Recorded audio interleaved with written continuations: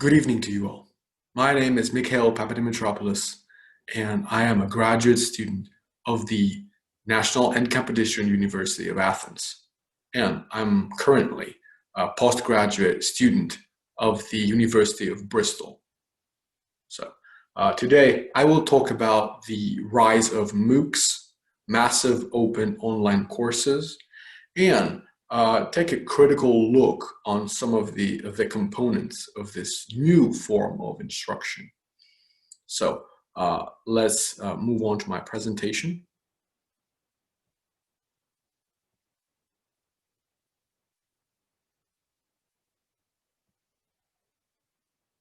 All right.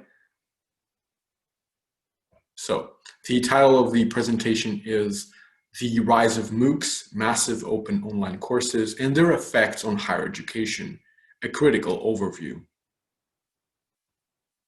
So this paper aims to analyze the phenomenon of MOOCs in the context of modern higher education and to cast a critical view on their structure and teaching practices. Finally, we'll propose some changes for the improvement of their implementation.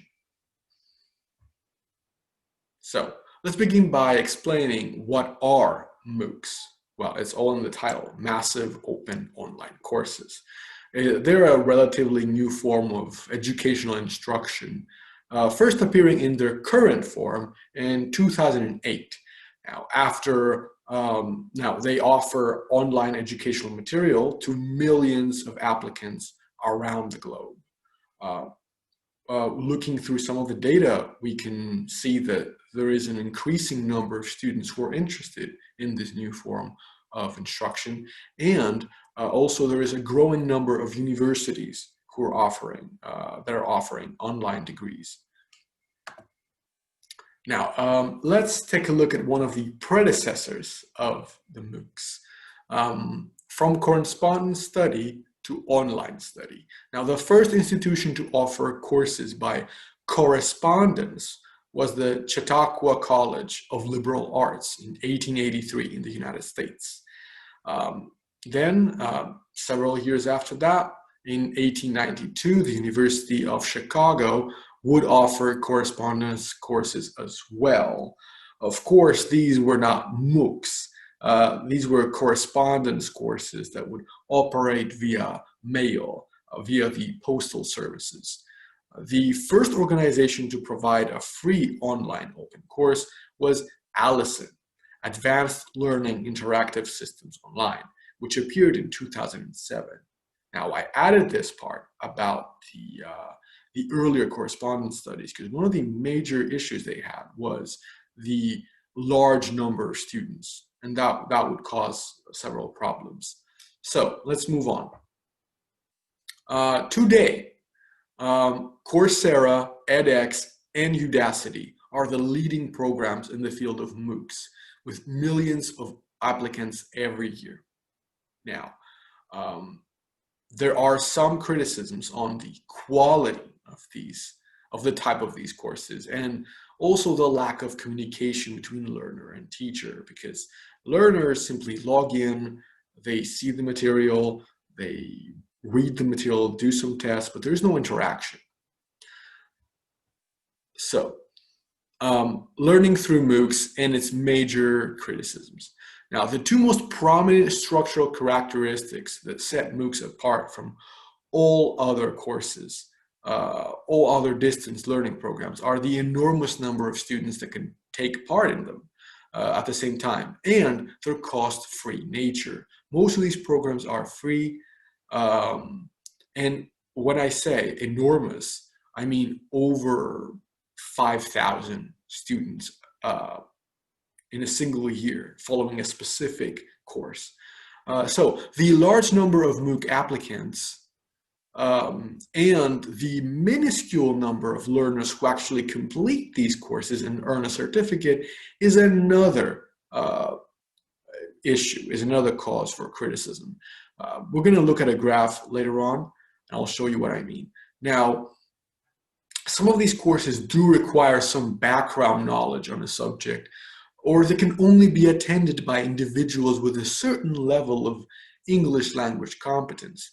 So here, it's almost like a criticism towards the openness of them, of the MOOCs. So let's take a look at the graph I talked about. This is the student persistence in the bioelectricity course provided by Duke University. This is a MOOC. These are data from 2012.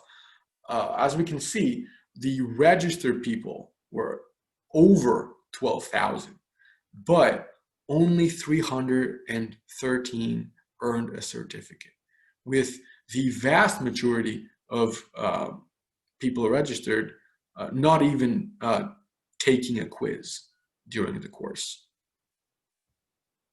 So these are the current issues with MOOC research. How can any MOOC designer or academic researcher measure the learning that takes place through the course? Simply looking at the data depicting the total time spent on the course for each learner is not enough. Now, it is possible that the current available data analysis software is not fit for the range and the depth of information provided by MOOC practice, because you'd have to analyze thousands upon thousands of users. And now, let's talk a little bit about the financial model of these programs and their openness. Now, these programs, as I said, they have this cost-free nature to all who are willing to learn.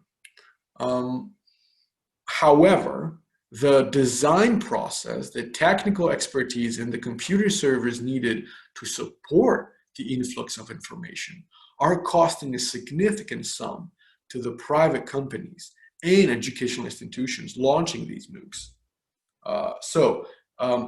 Is it possible that the next generation of MOOCs will employ a system of microtransactions, enticing students with the promise of an open course, only to then market other degrees?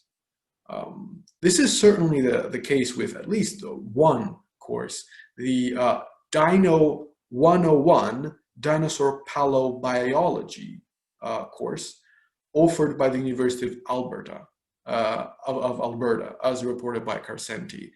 So what happened was people entered into this course, and later on, the course said, well, if you want to get this special degree, the special certificate, you have to pay us a certain amount.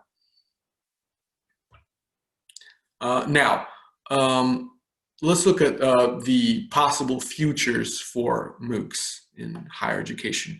Now, these are the biggest questions the MOOC designers have to answer: financial viability and learning potential. So it is possible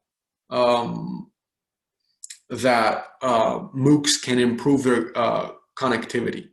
When it comes to the learning potential, students may be able to communicate with their colleagues and their professors through some future communication platform, like maybe a Discord, where they can ask questions and socialize with their peers. And also the question of financial viability. These programs have to find a way to keep the openness of their nature, but also be financially viable. One thing we know is that MOOCs will be a part of higher education for the foreseeable future. In conclusion, since their inception in 2008, MOOCs have captured the attention of millions of learners and hundreds of academics across the world. Their design and credibility have also improved over the years, thanks to collaborations with reputable universities like MIT and Harvard University in the case of edX, and Stanford University in the case of Coursera. Now, in the future, it is crucial that the world of academia conducts further research on the subject of MOOCs. It may even these courses may even evolve into a new form of distance learning. That was all I had to say. Thank you so much for your attention.